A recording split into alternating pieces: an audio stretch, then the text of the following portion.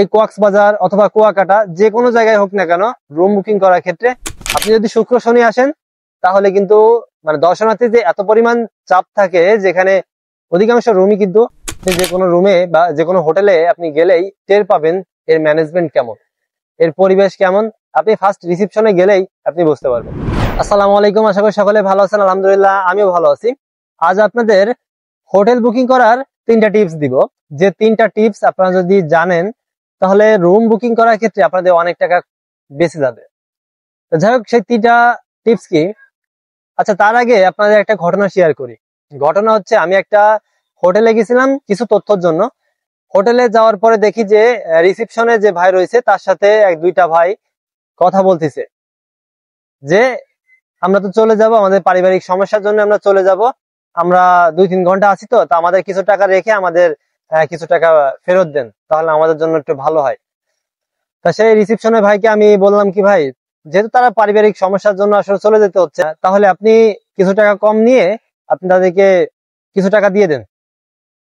তা বলছে, ভাই যদি পারতাম তাহলে আমি দিতাম, যেহেতু পারতেছি না যার জন্য দিতে পারতেছি না। আমি বললাম কি সমস্যা?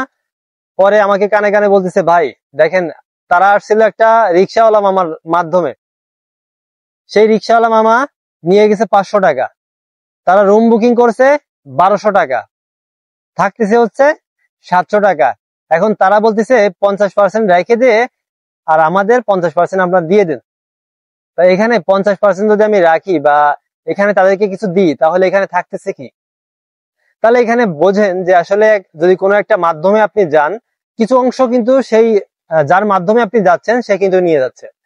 তাই আপনারা এই জিনিসটা থেকে বিরত থাকবেন। আমার 1 নম্বর টিপস যেটা, সেটা হচ্ছে এটাই যে আপনি কোনো একজন মাধ্যম ছাড়াই আপনি রুম বুকিং করবেন। রুম বুকিং করার জন্য আপনি নিজেই যথেষ্ট। এই কক্সবাজার অথবা কুয়াকাটা যে কোনো জায়গায় হোক না কেন রুম বুকিং করার ক্ষেত্রে আপনি নিজেই বুকিং করবেন। আপনার যে পয়েন্টে আপনি যাবেন সেই পয়েন্টে কিন্তু শত শত হোটেল রয়েছে, যেখানে আপনি কিন্তু 5-10 মিনিট যদি আপনি একটু ঘাটাঘাটি করে হোটেল দেখেন তাহলে কিন্তু আপনার অনেকটা আইডিয়া আসবে এবং অনেক রুমের যাচাই বাছাই করে আপনি কিন্তু একটা রুম বা হোটেল নিতে পারবেন। 2 নম্বর যে টিপসটি, এটা হচ্ছে আপনি কোন টাইমে আসতেছেন এটার উপর নির্ভর করবে। আপনি সিজনে আসতেছেন নাকি অফ সিজনে আসতেছেন। আপনি অফ সিজনে যে টাকা খরচ করে আপনি রুম বুকিং করবেন তার দ্বিগুণ টাকা লাগবে হচ্ছে কিন্তু সিজনে। আর এইটা যদি আপনি জানেন যে না, আমি যদি সিজনে যাই তাহলে তো আমার একটা ভালো একটা অ্যামাউন্ট লাগবে রুম বুকিং করার জন্য, আর আপনি যদি অফ সিজনে যান সেক্ষেত্রে আপনার অনেক টাকা কিন্তু সেভ হবে। যেখানে একটা রুম পাবেন সিজনে 5,000 টাকা, সেটা কিন্তু অফ সিজনে আপনি কিন্তু 2,000 টাকা পেয়ে যাবেন, অথবা তারও কমও পেতে পারেন। আপনি যদি শুক্র শনি আসেন তাহলে কিন্তু মানে দর্শনার্থী যে এত পরিমাণ চাপ থাকে, যেখানে অধিকাংশ রুমই কিন্তু বুক থাকে, যে বুকিং এর কারণে কিন্তু আপনার দাম বেশি দিয়ে আপনার হোটেল বুকিং করতে হবে। শুক্র শনি আছে ছুটির দিন, এই ছুটির দিন আপনার কিন্তু দাম বেশি থাকবে, এটা স্বাভাবিক। আপনি সিজন হোক আর অফ সিজন হোক, ছুটির দিন আপনার দাম বেশি থাকবে। এখন অফ মানে এই ছুটির দিন ব্যতীত আপনি যদি রবিবার থেকে বৃহস্পতিবার পর্যন্ত আপনি যদি আসেন এর ভিতরে, তাহলে কিন্তু অনেক টাকা আপনার সেভ হবে। সুতরাং এইগুলো আপনার মাথায় রাখতে হবে। এবার বলি 3 নম্বর টিপসটা কি।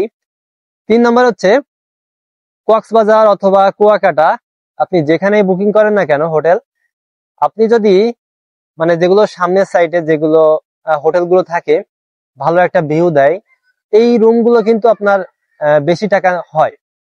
আসলে যেগুলো একটু মানে সিভিউ খুবই কম বা সিভিউ নাই, এই ধরনের যদি রুম আপনি বুকিং করেন তাহলে কিন্তু আপনার মানে অনেক টাকা সেভ হবে। যেখানে একটা সিভিউ রুম মানে নামে মাত্র সিভিউ, অথচ দাম নেয় 6,000 টাকা 7,000 টাকা এরকম দাম নেয় একটা রুম।